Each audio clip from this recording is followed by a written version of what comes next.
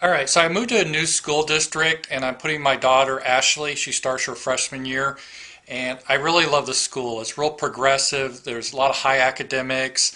They teach kids just not only the academics, but to have a social conscience about how important it is to recycle, global warming, all of that. So I'm excited about being there. There's this one problem I noticed, and is that it's a diversity problem. The school lacks diversity. So I brought this problem up to the local school board, and they're very receptive to it. And they said, Ramsey Paul, we want you to be our diversity coordinator and help fix this problem. So this is going to be a video log over the next few years explaining how that effort is going. A little background, the Pleasant Valley school system is probably 90% either white or Asian. So it really lacks that vibrancy. And that's what my argument was, is cultural diversity is important for a couple of reasons. First, it's important for our kids because this is a global environment and we need kids to interact with the other cultures so they become more tolerant. They understand culture issues, that they raise their culture IQ. To say you have an academic IQ, there's also a culture IQ. And the second reason is that it's just the right thing to do. When I accepted this position, I went into the inner city and I looked at some of these disadvantaged youth. And one of these people I met was a guy named Jerome, had the biggest, happiest smile that you could ever see. It just warmed my heart. And he comes from a family of five. His mother's a single mother. And God bless her, trying to raise five kids alone with no father. And he goes to a school that I went to it. I was shocked. There's graffiti everywhere. There's trash. There's security guards everywhere. You have to go through a metal detector. I detected hostility everywhere. The test scores are horrible.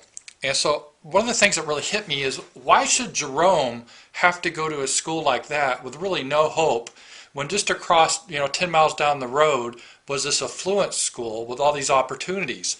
And obviously the reason is simple. It's racism.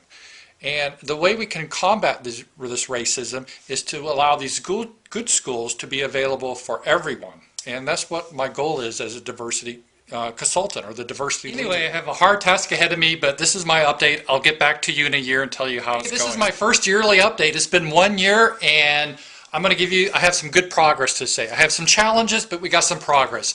The first progress is that the school system of Pleasant Valley is no longer 90% non-diverse. Now we have 30% diversity in the school system.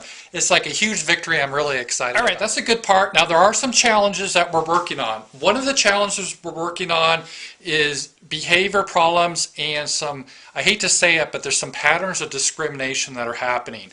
Because we've looked at the records of the past year, and there's a lot of kids getting suspended, and the disproportionate amount of them are of disadvantaged youth that we brought in, the diversity.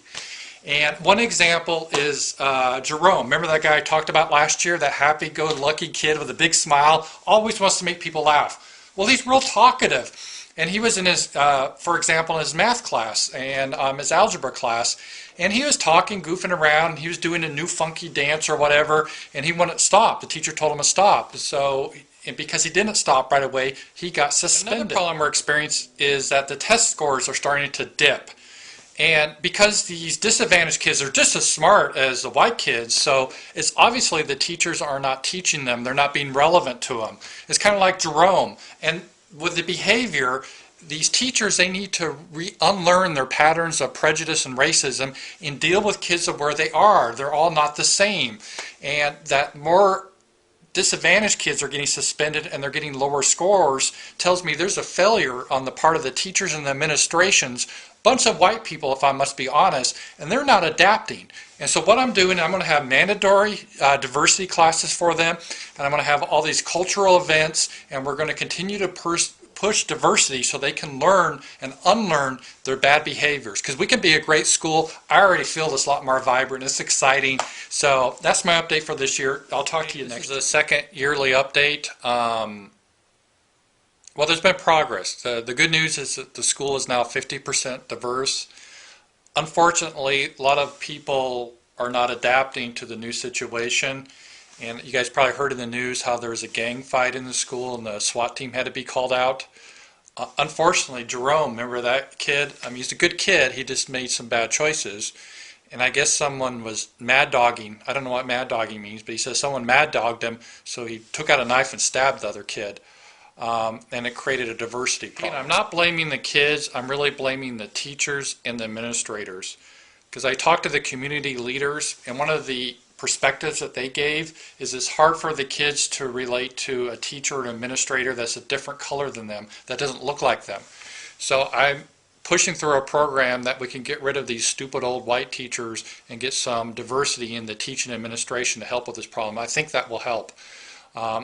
Unfortunately, we're already losing a lot of the white population because, you know, there's a lot of racists out there, and they don't understand the importance of experiencing this diversity. But we're going to stop it. We're going to make this a great school. I'm convinced this is going to be a great school. Yeah, our school is officially an needs school now because our test scores have plummeted. But again, I think we're having teachers that are not connecting with our diversity students, and we need to fix that, and we will fix that. I promise you. Otherwise, my name is not Ramsey Saul. Because troublemakers aren't exclusive just to one race or anything. Anyone can be. There's just a few bad apples. We're going to crack down on those bad apples. And so we're going to put metal detectors in, and we got a lot more security staff now in this school to help with that effort.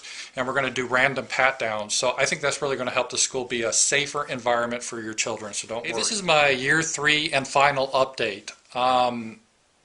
I've made a lot of progress. We made a lot of progress. The school is now 70% diverse, and that is an excellent thing. Unfortunately, I'm having to pull my daughter out of the school because of the environment's horrible with crime and low test scores. And it's no one's to blame for it except the administrations and the teachers, and the failure to really adopt a progressive mindset has really led to this. So anyway, it has nothing to do with race or anything like that. I just need to move to a different and safer school. So, and actually I found one. It's really great. They're really progressive. They really have great academics. I think my daughter would do great there. They just have one problem though. It's not a very diverse school. So I'm going to talk to the school board about that, see if I can fix it. Talk to you guys later.